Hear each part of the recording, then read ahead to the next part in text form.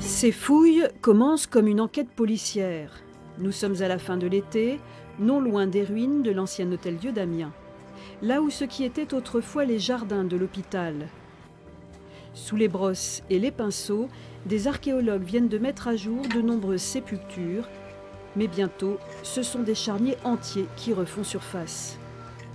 Pourquoi, dans ce lieu où l'on vient se faire soigner, y a-t-il autant de squelettes ?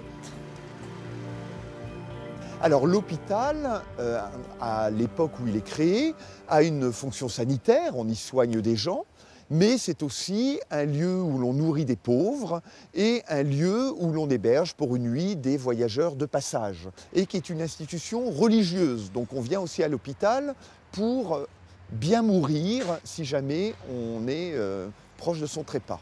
Et puis, un certain nombre d'hôpitaux obtenaient le privilège d'avoir leur propre cimetière, et c'est le cas de l'Hôtel-Dieu d'Amiens.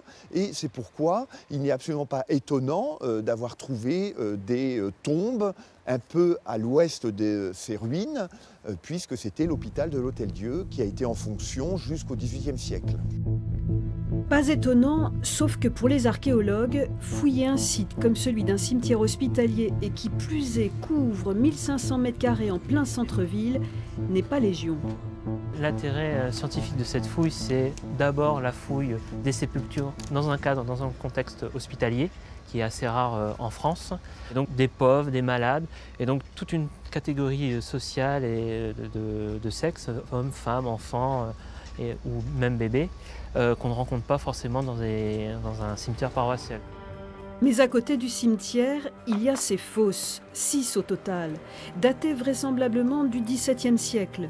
Des trous d'environ 6 mètres de diamètre sur 1,50 m de profondeur qui abritent entre 20 et 30 squelettes.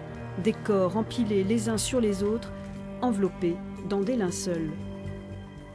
Donc au XVIIe siècle, quand on retrouve ce genre de fosses, il s'agit forcément d'un pic de mortalité, puisque c'est une gestion particulière des morts. Le fait de tous les mettre dans une grande fosse comme ça, c'est quelque chose qui n'est pas du tout habituel. Donc on sait qu'on a là un pic de mortalité. I-121, et donc ils sont parallèles, et I-148 qui est le long du mur de clôture du cimetière. Sur le chantier, tout a été enregistré, y compris les données GPS de chaque individu, représenté ici par un trait violet. Premier indice, le positionnement des corps. Dans les cimetières chrétiens, la tête était placée vers l'ouest afin que le regard soit tourné vers Jérusalem. Alors, pourquoi dans ces fosses, les corps sont-ils empilés dans tous les sens ? À l'époque médiévale, il y a un certain respect de l'orientation est-ouest, mais plus on approche des périodes récentes, notamment l'époque moderne, plus on arrive sur des localisations un peu moins orthodoxes, comme nord-sud, qu'on ne trouve pas par exemple à l'époque médiévale. Et c'est le cas notamment de ces grandes fosses que vous avez ici, où là les orientations ne dépendent pas d'un respect d'un code religieux, mais va dépendre en fait de la place qu'il y a dans la sépulture et de la disposition inférieure des individus, puisqu'on a quasiment jusqu'à 6 couches d'individus dans cette grande fosse-là. Donc, des corps enterrés précipitamment. Cela conforterait l'idée d'une mortalité fulgurante sur une grande partie de la population. Hypothèse que vont tenter de mettre en évidence les anthropologues. Il s'agit maintenant de dresser l'inventaire. 263 individus ont été exhumés sur le site. Lavés, triés, rassembler les morceaux d'un seul squelette peut prendre jusqu'à une journée entière. Et encore, tous ne sont pas complets. Là, par exemple, vous pouvez voir, il y a des os animaux. En fait, le crâne s'étant fracturé, la terre va venir combler l'intérieur et on va retrouver aussi d'autres éléments. Ensuite, c'est à nous de les trier par type. Vous allez laver tous les os, même les tout petits ? Environ, pour les esquilles, la taille de l'ongle du petit doigt, à peu près. Et il y en a combien comme ça par crâne ? Ça dépend de l'état de conservation du crâne.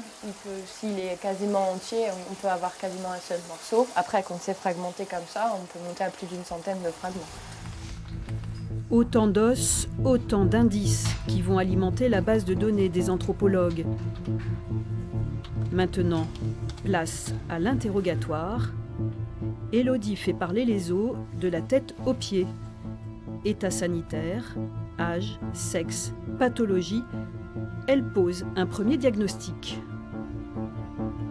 Dans ce cas-là, nous avons une très belle fracture du tibia et aussi de la fibula ou péroné. Fracture donc terminée avec ce qu'on appelle ici, ce qui est visible, le cal osseux, c'est-à-dire la reconstruction de l'os, la malléole qui est restée déformée par cette fracture. L'os du bassin permet aussi de donner l'âge. Donc là, c'est assez simple puisque ce qu'on appelle la crête iliaque, cet ossement-là, n'est pas soudé encore à l'ilium. Et du coup, ça veut dire qu'on a un individu mâle en cours. On a un individu qui est entre 18 et 25 ans. Un individu en mauvaise santé, tartre, carie, des stries sur l'émail des dents en sont la preuve. Tous ces signes sont des signes de quoi? De malnutrition? De carence alimentaire, notamment de carence pendant la croissance de l'individu, puisque c'est vraiment des lignes qui vont s'inscrire pendant la croissance des dents. Donc là, elle touche toutes les dents, donc tout le long de la croissance de l'individu, on a eu des problèmes de carence. Même si la carence alimentaire est la première maladie de l'époque, elle n'explique pas l'existence de ces fosses. En revanche, ces charniers datés vraisemblablement du XVIIe siècle pourraient être liés aux pandémies de peste qui se propagent alors dans toute l'Europe. Comme à Marseille, Amiens est particulièrement touché par le fléau. C'est pourquoi les scientifiques de la cité phocéenne sont venus prélever des dents sur le chantier.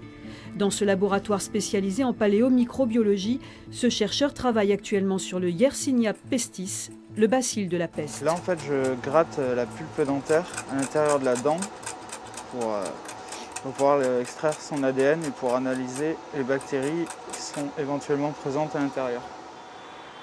En 1998, ce laboratoire marseillais a été le premier à découvrir la bactérie à l'origine de la peste sur des échantillons anciens. Alors, est-ce bien l'ADN de la peste que vont révéler les pulpes amiénoises? On va essayer de séquencer donc, le génome de la peste pour comprendre son origine et le comparer à celui de la peste de Marseille car elle se situe juste avant. Essayer de comprendre un peu toutes ces dynamiques-là qui se passent en France au XVIIe siècle. Et puis ces connaissances-là peuvent servir encore actuellement, parce que la peste est toujours une maladie d'actualité. On l'a vu récemment avec Madagascar, donc c'est très important de comprendre comment ça marche la peste, même ancienne, pour comprendre celle qu'il y a actuellement. Et si ce n'était pas la peste?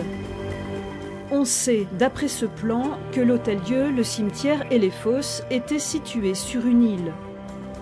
On sait aussi qu'avec la présence de tous ces canaux, le paludisme s'est vissé dans la ville.